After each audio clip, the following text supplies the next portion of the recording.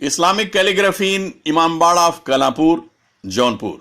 जाने असीरों का क्या हाल है जिंदा में, क्या जाने असीरों का क्या हाल है जिंदा में, रोने की कई दिन से आवाज़ नहीं आती। इमाम हुसैन की खिदमत में नजराने अकीदत पेश करने वाली इस बुजुर्ग शख्सियत का नाम है अली कद्र आबदी। इन्हें इस्लामी कैलीग्राफी के फन में महारत हासिल है।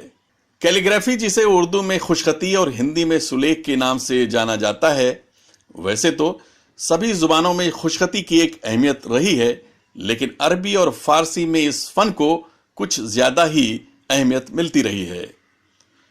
आप अगर इस्लामी खुशखती की तरफ नजर दौड़ाएं तो वहां आपको इसके फन में जो खूबियां नजर आएंगी वो दूसरी जुबानों में शायद ही दिखाई दें।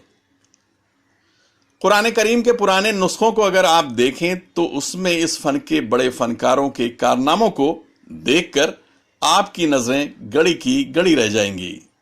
इस्लामी खुशखती को अगर आप देखना चाहते हैं तो आपको ये फन तारीखी मस्जिदों, मदरसों, दरगाहों और इमामबाड़ों में देखने को मिल जाएंगे। लखनऊ के छोटे इमामबाड़े में खते कूफी का बड़ा खूबसूरत इस्तेमाल किया गया है। इस फन का इस्तेमाल लखनऊ के अलावा दूसरे शहरों और कस्बों के इमामबाड़ों में भी किया गया है। जौनपुर की तारीखी मस्जिदों में भी आज भी इस तरह की नक्शगरी देखने को मिल जाएगी।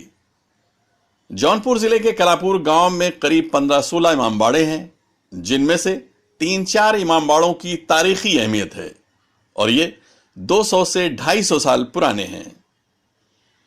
इन्हीं में से एक है मरहूम शब्बीर हसन साहब का इमामबाड़ा, जो करीब 25 साल पहले बारिश की वजह से गिर गया था।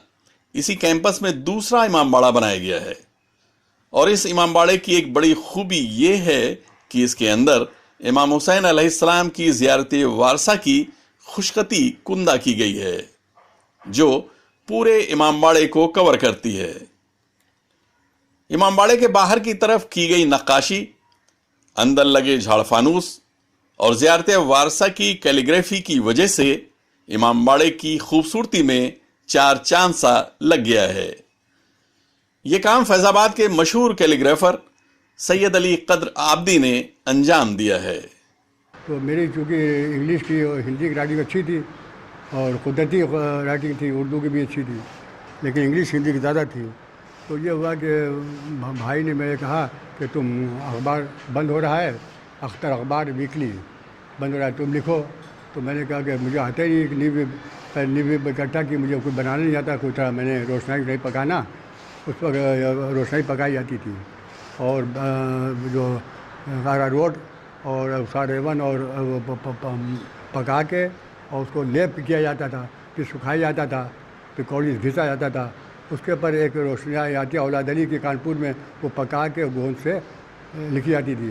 तो अब निब ला के कलम बना के अब अखबार कौमी आवाज़ को देख देख के ख़बरें लिखने लगे।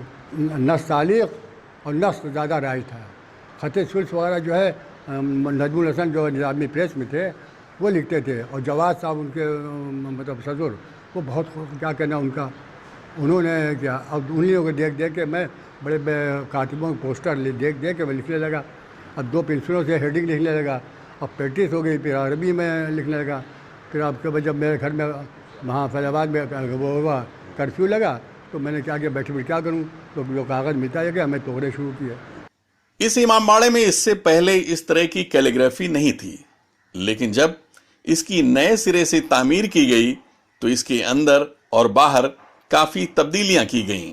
हाँ, रिनोवेशन वर्क ज़रूर कराया गया, क्योंकि वक्त के साथ में चीज़ें जो थीं वो काफ़ी चेंज भी हुई और कुछ चीज़ें जो हैं वो नई ऐड भी की गई।